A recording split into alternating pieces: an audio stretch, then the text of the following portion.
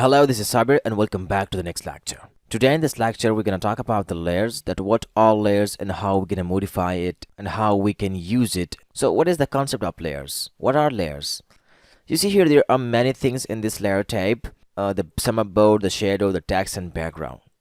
These are like a transparent stickers which stick together and make an artwork or piece of artwork. You see here the summer board is a different layer, the shadow you see here is a different layer, and the text is a different layer, and also the background is a different layer. So these things combine together and make an artwork. Now there's a question that why are we using the separate layers for these things? I'm going to explain it, but first we should take the concept of layers. Here I made some material for understanding the layers. Now you see here there are different stickers which combine together and make an artwork or piece of an artwork. We will stick these together and will create a piece of artwork.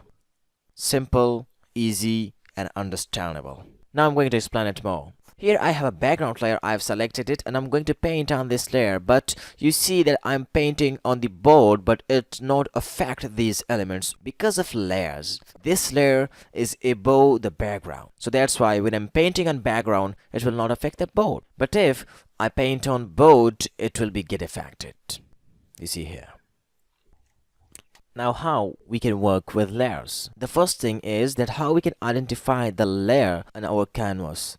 There are many layers in our canvas, but I don't know how to identify it. The first method is we can toggle the visibility of a layer by using this switch I button. Switch on, it will be visible, but if I switch off, it will be not visible. The next method of identifying the layers is very easy. Just hold Control and click on the thumbnail of layer and you will get a selection of that layer. So you can easily identify that where is my layer. You can also select one of the layer and you can move it by using the move tool, which hotkey is V. Just move it and you will identify it. After that you have to undo that by using Control Z.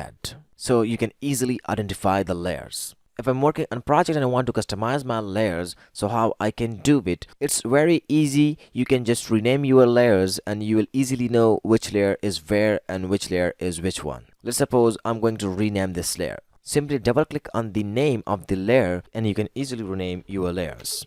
By this you can easily customize your layer panel and you will easily get that which layer contains what. But in renaming, sometimes you will get problem if you are a beginner. And what that problem is that if you are double clicking on the side of the layer, you will get this window.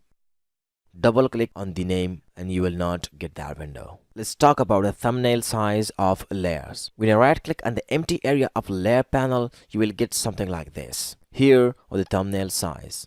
So I can easily increase the thumbnail size and I can identify it, but the problem is that it will get more area and more space and it will create too many problems in identifying and searching layers. So I suggest that you use always the small thumbnail size so you will get more area in the layers tab and then it will be very easy to search for a layer. The next thing that I should talk about is grouping the layers. Grouping is very important for customizing your layer panel and customizing your layers in a specific and an accurate way. Let's suppose I have too much of layers which is of one category like shadow. So how can I group it? First you have to select all the layers that you want to be in group. Select the first layer, hold shift and select the last layer. It will select all the layers in between the first layer and the last layer that you want to select. If you want to remove some layer from this, you can easily hold Control and you can remove the layers one by one, or you can also select the layers one by one using Control. Now I want to group these layers. Press Control G and now it's grouped. Now in this group you can also create more groups. Let's suppose I want to create a group of these two layers. Inside this group you can also create another group. It's very easy to customize your layer using groups. If there are a bunch of elements like shadows, like some background material, all these stuffs you can easily customize and you can easily group them together. Now I want to ungroup these layers. It's very easy. Just right click and click ungroup layers. It deleted the group folder, but the layers that are inside the group will not delete it. It will just ungroup it. Right click and click ungroup layers. You can also create a new layer by pressing this button. You see, new layer is created, but this is transparent.